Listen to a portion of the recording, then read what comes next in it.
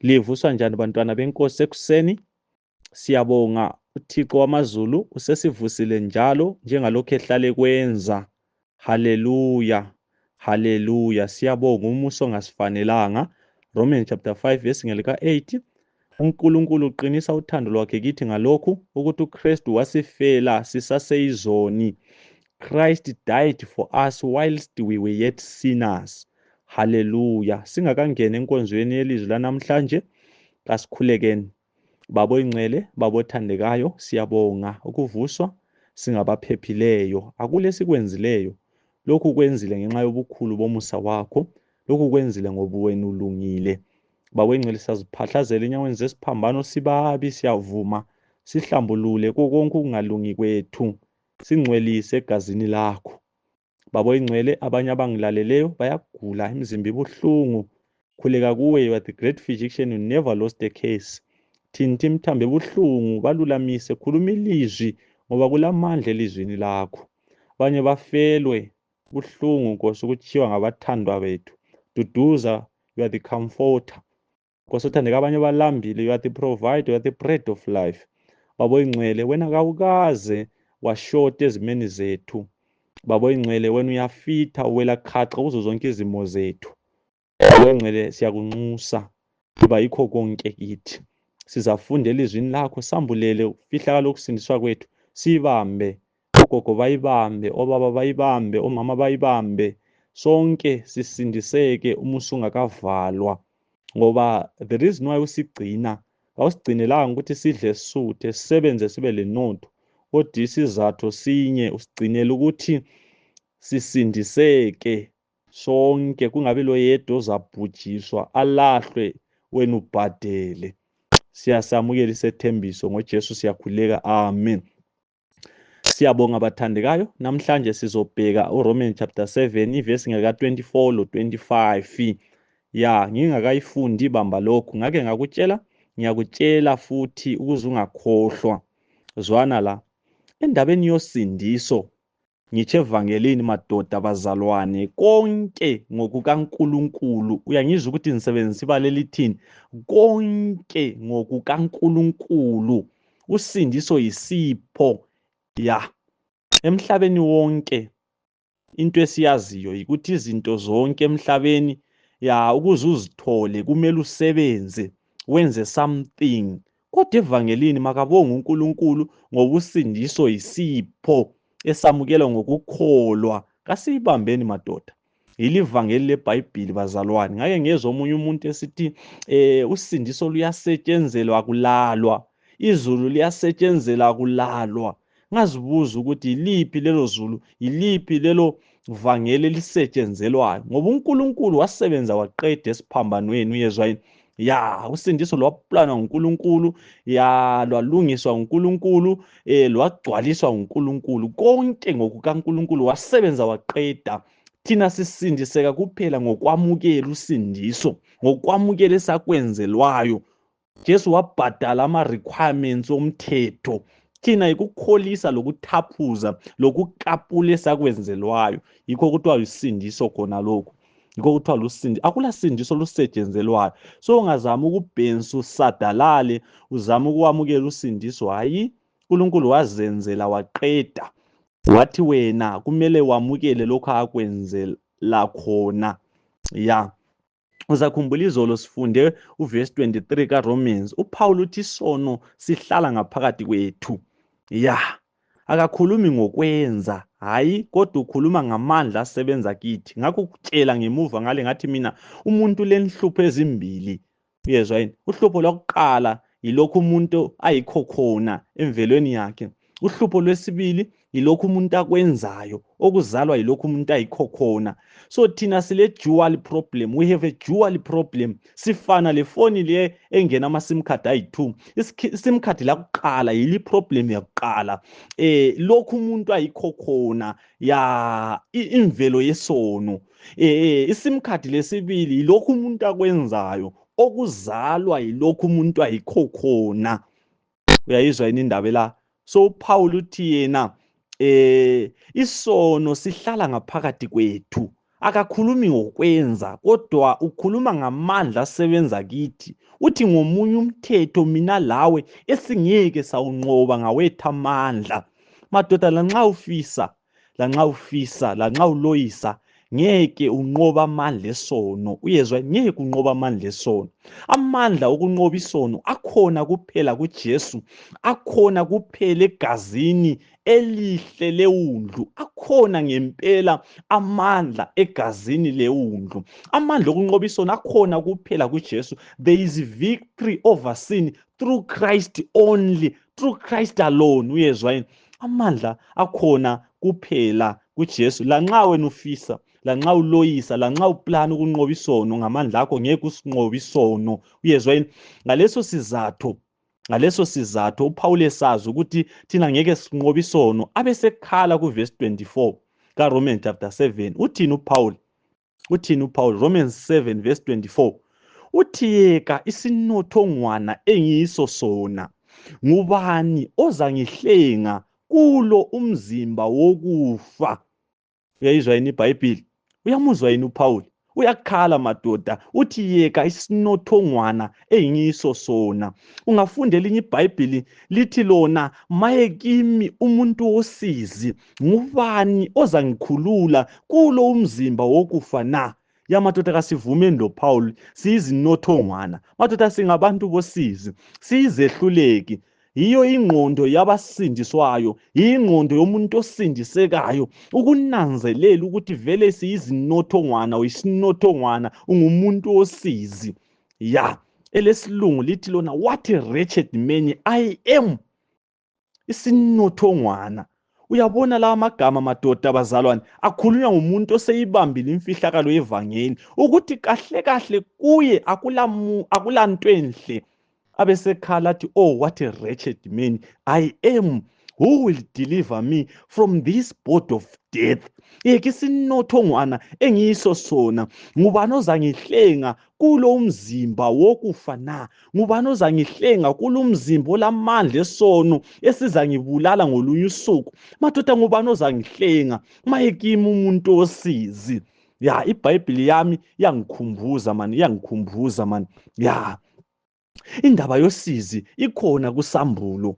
Ya, nxa uJesu ekhuluma lebandla laseLodokhiya kuSambulo chapter 3 ivesi ngelika 14 kusiya ku18, ya ungagcina ku18, ikhona indaba yosizi khona lapha.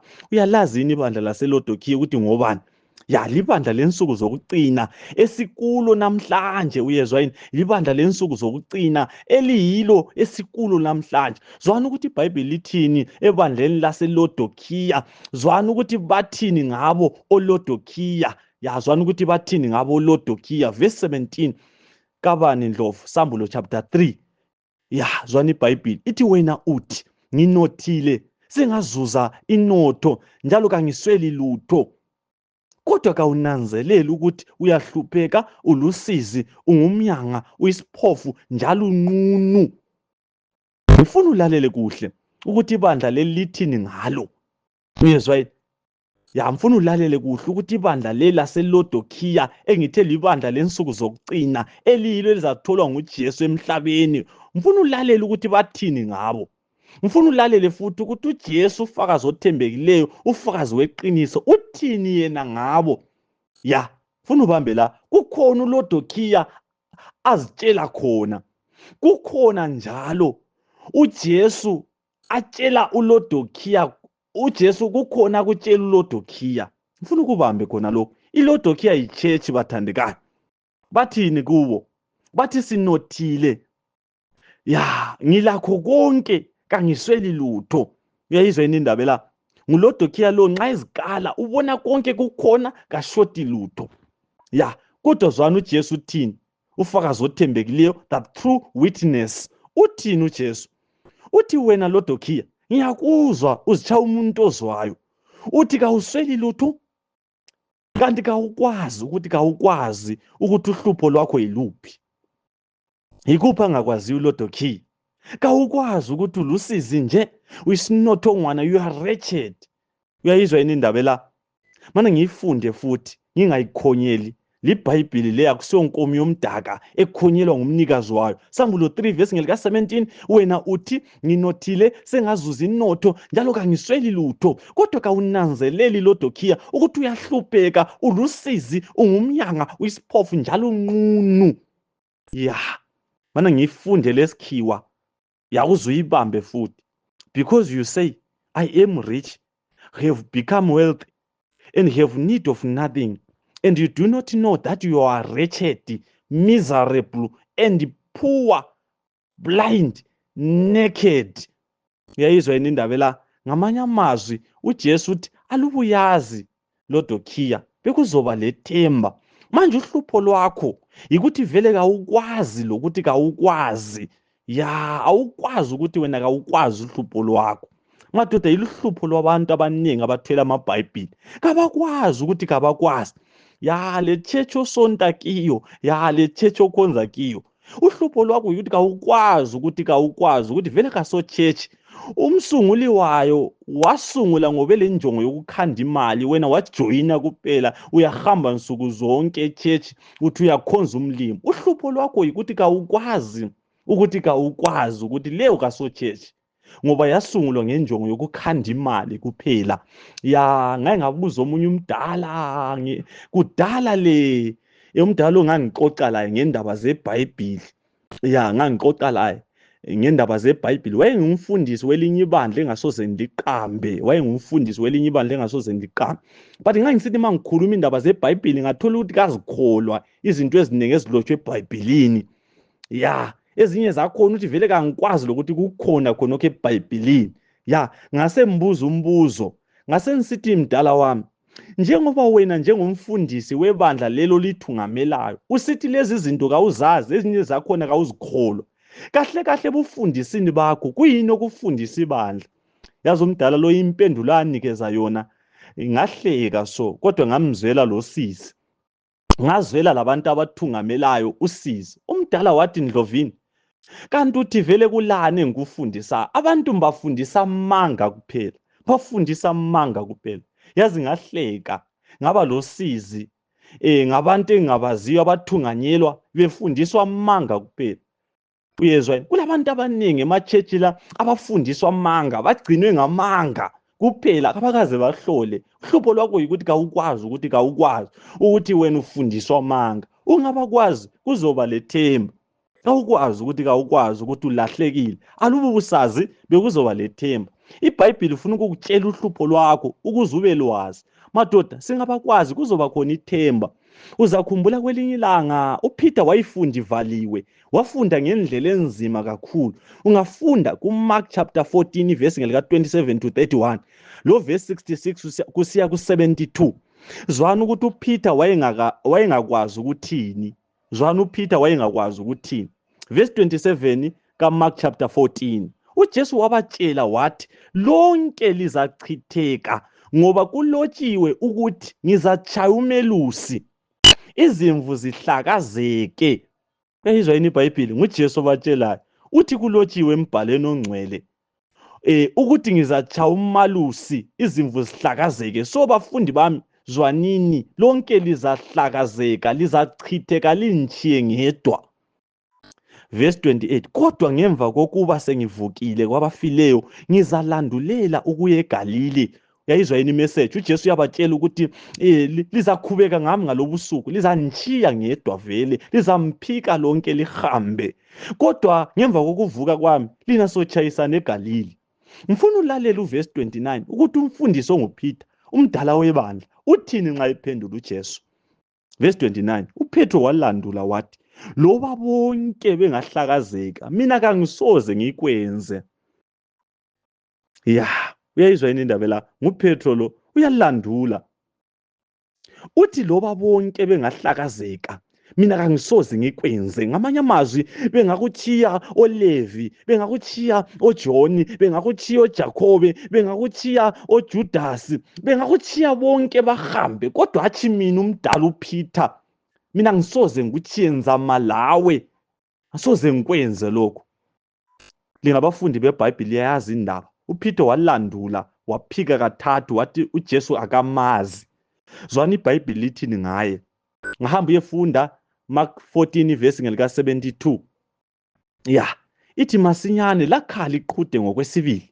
Khonapho uPetro wasekhumbula ilizwi uJesu ayelitshilo kuye ukuthi iqhude lingakakhali kabili uzangiphika kathathu. Ngakho waphihlika wakhala, wadazuluka, wakhala umdala uPeter, khumbula lokho ayekutsheliwe ukuthi wena Peter awusolutho, uzamphika njengabanye. Uyezwa yini madoda? Liyayizwa yini indaba lapha? uJesu wayethe bonke bazakhubeka ngaye, bazahlakazeka bamthiye, kodwa uPeter uthi yena Jesu, ngalaba abanye uqinisile kodwa ngami uphazamisile, ngoba uPeter wayecabanga ukuthi umkhulu kulabanye, wayecabanga ukuthi uyilutho kulabanye, wayecabanga ukuthi ungumanompola kulabanye. Uyezwa yini? Ukuhawula madoda. Kuyini uPeter wayengakwazi? uPeter wayengakwazi ukuthi uyisinothongwana, wayengakwazi ukuthi ungumuntu wosizi, wayengakwazi ukuthi akulalutho oluhle oluhlala kuye. Ya, ngikutshelile ngathi mina thina abantu, omunye umfundisi wami wathina sile phoneology. Ya, kodwa kwe-short i-enziology. uPeter wayengakwazi ukuthi i-phoneology wayelayo kodwa i-enziology yayingekho. uPeter mpela wayeqothwe ekukhulumeni kwakhe, wayesitsho lokho akukhulumayo ukuthi uza kuma loJesu lapha abanye besehluleka, kodwa wayengakwazi ukuthi yena kukhona omunye umthetho wesono okuye ozamenza ehluleke lokho akukhulumayo. Ya, wathi esehlolwa ngalokho abekukhuluma waphika uJesu, hashi kanye kodwa kathathu. Uyezwa yini? iBhayibheli lithi okwesithathu watshinga uPetro, waqalekisa, wabuye wafunga. Uyayizwa yini indaba lapha? Nxa wayephika ngokufunga emajudeni kwakusokuyisono esasingathetheleleki. Ya, emajudeni nxa wawufunga uphika ufunga wawungasathetheleleki. Yikho phela uJesu nxa evuka, ya, umdala uPeter wayezivalele endlini ngale ekhala. Ya, yena wayesazi esengaphandle kombuso, esengale kwentethelelo.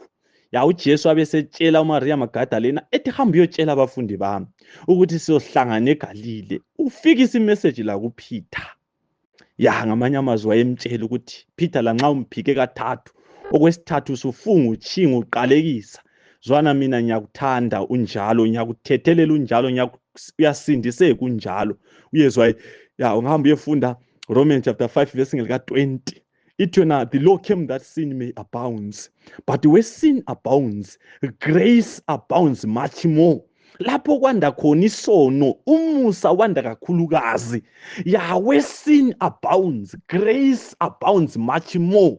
Uyezwa? Isono umusa uyasehlula. Uyezwa? Umusa uyasehlula isono. So umusa uzahlala umkhulu kulesono. Isiphambano yisesikufakaza khona lokho engikukhulumayo. Haleluya, haleluya. Madoda abazalwane, kambe sifuna ukuze siphike uJesu njengoPeter yini, ukuze simemeze loPaul sithi yeke isinothongwana engiyiso sona? Zwana imfihlakalo yevangeli. Madoda abazalwane, ngaphandle kokuthi sivume ngenhliziyo zethu ukuthi siyizinothongwana, ya, angikhulumi ngokuvuma ngomlomo, angikhulumi ngokumemeza ngomlomo. Uyezwa yini? Ngake ngafunda elinye ibhuku, Christ Object Lessons. Ya, Christ Object Lessons, ngafunda under the topic ethi the two worshippers. Obhala uthi yena umlomo uyakwanisa ukukhuluma amazwi angaziwa inhliziyo. Ngamanye amazwi umuntu angakhuluma athi mina ngisinothongwana, mina ngisiratha ngithenya, mina ngingunjwadi, mina akhulume ngomlomo, inhliziyo ingakwazi khona lokho. Nxa ungabuza inhliziyo yakho ukuthi lokho okukhulunywa ngomlomo uyakwazi yini, ethi angikaze ngakuzwa, ngizwa ngayo ukuthi uyisinothongwana, but kimi la enhlizweni, ya, uzitshaya isikhokho, ya, uzitshaya isikhokho. Uyezwa yini? Ya, uzitshaya isikhokho. So umuntu uyakwanisa ukuphica abantu ngamazwi, aphica abantu ngomlomo, ekhuluma into engaziwa inhliziyo yakhe. Ya, angikwazi ukuthi wena okwenziwa zinyawo zakho uqonde church, ya, okwenziwa umlomo wakho uhlabele church, okwenziwa izandla zakho zithwele iBhayibheli, okwenziwa ngamehlo akho ebona amabala evesi, inhliziyo yakwazi yini? Inhliziyo yakwazi yini lokho okwenziwa ngumlomo wakho uchumayela? Kambe kubuya ngaphakathi enhlizweni? Ngoba kulula ukuthi umuntu akhulume ngomlomo wakhe ukuthi I'm wretched, ngisinothongwana, kodwa enhliziyweni esithi hayi ngingcono kakhulu, angikho that bad. Kambe mhlobo wami, ungamemeza yini Paul ngenhliziyo yakho uthi yekha isinothongwana engiyiso sona, what a wretched man. Nxa inhliziyo yakho ingakuvumi khona lokho, nxa inhliziyo yakho ingakwazi khona lokho, uyezwa yini ukuthi uyisinothongwana ulusizi, ngeke ufike kuverse 25 kaRomans chapter 7. Uthini uPaul kuRomans chapter 25 kuchapter 7 verse 25? Uthini uPaul? Kabongwe uNkulunkulu ngoJesu Kristu inkosi yethu. Ngakho-ke mina engqondweni yami ngiyisigqila somthetho kaNkulunkulu, kodwa ngokwemvelo yami ngokwemvelo yami yesono ngiyisigqila somthetho wesono. Uyayizwa yini indaba la? Uyayizwa yini indaba la? Haleluya. Matata labo kuphela abavumayo ukuthi bayizinothongwana, yibo kuphela abangathi makabonge uNkulunkulu ngenkosi yethu uJesu Kristu. Yiyo injongo kaPaul kuRomans chapter 7, ukudiliza konke ukuzethemba kithi, ukuze sithi hatshi mina kodwa uKristu. Uyezwa yini? Ukuze sikwanise ukuthi hatshi mina kodwa makabonge uNkulunkulu ngenkosi yethu uJesu Kristu. Haleluya. Madoda, sahlawulelwa ngegazi likaJesu. Masimbongeni uNkulunkulu njalo njalo ngecebo lesiphambano. Asimbongeni uNkulunkulu ngoba wabhadala konke esiphambanweni saseCalvary. Mfowethu, dadewethu, baba wami, mama wami, uyafisa yini ukufa evangelini lokuzetemba? Phela ngeke uhlalise uJesu enhlizweni yakho kusahleli wena. Uyezwa, you cannot enthrone Christ in your heart before you dethrone yourself. Nxa kusahleli wena enhlizweni yakho, nxa kubusa umina enhlizweni yakho, uJesu ngeke ahlale. Kumele ufe kuqala, kumele umina afe ukuze uJesu athathe indawo, ngoba umina loJesu ngeke bahlale ndawonye. Bathandekayo, nxa ufuna uJesu abe yikulunga kwakho, kumele uqale ulahle konke ukuzethemba, uvume ukuthi uJesu abe yikulunga kwakho. Kungumthandazo wami madoda, kungumthandazo wami ukuthi sonke abakhulu labancane siyibambeni. IsiKristu kasomado's and don'ts. Uyezwa yini? Kodwa isiKristu nguJesu. IsiKristu asomado's and don'ts ukuthi hamba oyenza lokhu ungenzi lokhu, njengalokhu esakufundisanayo. Sathi nxa ufuna ukusindiswa, iyekela lokhu uyenze lokhuyana, ungenzi lokhu uyenza lokhuyana. IsiKristu kasomado's and don'ts, kodwa isiKristu nguJesu. Madoda, uJesu yikho konke kimi, vuma lawe abe yikho konke kuwe. uJesu uyasindisa, uyavuma yini? Uyavuma yini? uJesu angakusindisa, akasho ukuthi hamba uyoyenza lokhu lalokho okuhle. Kodwa uJesu angakusindisa, uyakhe enhlizweni yakho, abamba amatomu. Ngoba ngaphi kukholweni izinto kasizenzeli, kodwa senziwa senze. Ngikukhulunyiswa yini khona lokho? Ngithe namhlanje ngike ngavakatshela omunye umama, ngathi ngikhuluma laye ngendaba yevangeli, into abembuza yona ukuthi kambe mina utshwala ngingabuchiya yini, njengoba sendesikhathi eside kangaka ngiphakathi kotshwala. Ngase ngisithi mina uJesu vela angakusindisa, akasho ukuthi hamba uyoyekela utshwala. Kodwa uJesu angakusindisa, uyakha phakathi kwakho. Nguye okwaziyo ukuthi utshwala buyekelwa njani. uJesu nguye okwaziyo ukuthi uyehlukanisa njani umuntu lesono. Bazalwana abathandekayo, ngiyakwazi ukuthi kulabantu abanengi, abanye balesikhathi eside besemachechi, kodwa baphakathi kwezinye izono abangakwazi ukuthi bangaphuma njani. Uhlela uzama ukwekela mihla yonke. Mawusithi uyazama ukwekela, kulapho usenza ngamandla. Nxa uzama ukwekela abafazi babantu, kulapho ubakhombisa ngamandla. Nxa usithi uyazama ukwekela amadoda abantu, uzithola usukhombe ngamandla. Nxa usithi uyazama ukwekela ukutshontsha, uzithola utshontshe ngamandla. Nxa usithi uyazama ukwekela lokhu lalokhuyana, kulapho kwenza khona ngamandla. Ngiyakwazi ukuthi mina asesizamile abanye bethu izinye izinto kwasehlula, vele amandla wekho kuwe, amandla kuJesu. Okuseleyo kuphela ukuthi uyibambe imfihlakalo yokusindiswa kwethu, uvume lo Paul uthi yeke isinothongwana, mayekimi umuntu osizi, ngubani oza kungophula kulo mzimba okufana. uPaul kachiyi kulo mbuzo, kodwa uPaul nxa esebuzile waqeda, uchiya abantu bekuJesu uthi makabongwe uNkulunkulu ngoJesu. ngoba ikhona indoda yaseCalvary eyabhadala yonke imilando yethu. uJesu wafa ukuba thina siphile. uJesu wafa ukuba thina singafi. uJesu waphila impilo engelasono. Jesus lived a sinless life. So there is victory through Christ. Kulokunqoba ngoJesu. Singafika kuJesu esiphambanweni, isono siyafa impela. Singafika kuJesu, uJesu uyasinqobela konke. Kulamandla esiphambanweni. Jesu ngokufa kwakhe wasibhadalela the requirement of the law, wasibhadalela ijustice. Uyezwa yini? So masifika esiphambanweni sithola konke, siyangcweliswa, siyapheleliswa, siyalungisiswa, siyakhazimuliswa. Konke lokho sikwamukela ngokukholwa kuphela kuJesu. Uyafisa yini khona lokho engikutshela khona? Uyayifisa yini inkambo entsha lo Jesu? Akhona ngempela amandla egazini elihle lewulu. Akhona ngempela amandla egazini, gazini elihle lewundlu. Woze uzohlanzwa kulo wena igazi lewundlu. Kulethemba kuphela nxa sibheke esiphambanweni.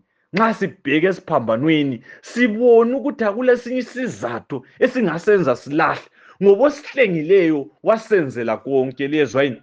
uJesu wasenzela konke. Kusalele thina ukuthi samukele lokho esakwenzelwayo.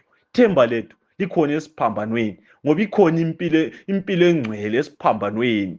Konke lokho esikufisa ukukwenza esakufundisana ukuthi hamba uyekwenza ungakwenzi, sakwenzelwa nguJesu. Sibizela ukuzokwamukelwa. Yikho ngithe mina sikukapule, sikukholise, ngoba kukhona esiphambanweni, kuyimbali. uJesu wakwenza, kasoze akwenza kodwa wakwenza. Asambeni siyekwamukela, sikwamukeleni esiphambanweni. Vuma mfowethu, woza dadewethu, woza mama esiphambanweni. Ngikubizela kuNkulunkulu okwazi ukwehlukanisa umuntu lesono. Ngufundela ivesi izolo, Romans 8 ivesi ngelika-1. There is now therefore no condemnation to those who are in Christ Jesus. Akusekho ukulahlwa kwaba kuKristu Jesu, ngoba kuJesu madoda imilando yonke yabhadalwa, isikweletu sethu sabhadalwa. So sesikuJesu, uJesu uyala lempilo zethu, uyasiziphela esikhwameni sosindiso, uyasivalela ebhegini losindiso. La nxa uSathane esidinga ephakamisa amacala akho, ephakamisa izono zakho, uyakuthola usebhegini losindiso. Ayangeke uSathane adubhule umlomo atoyitoye siya ngale, kodwa indaba yakho isala kuphela isithi akusekho ukulahlwa kwaba kuKristu Jesu. Angikubizele cheche, angikubizeli kwenye indawo, ngikubizela kuJesu esiphambanweni. Ungahlangana loJesu esiphambanweni uyakuthola konke, ngoba konke kukhona. Haleluya. Siyakhuleka babo ingcwele. Bayavuma odadewethu, bayavuma abafowethu, bayavuma omama, bayavuma obaba, bayavuma ogogo, bayavuma okhulu, bayavuma abanawo bami, bathi basindise.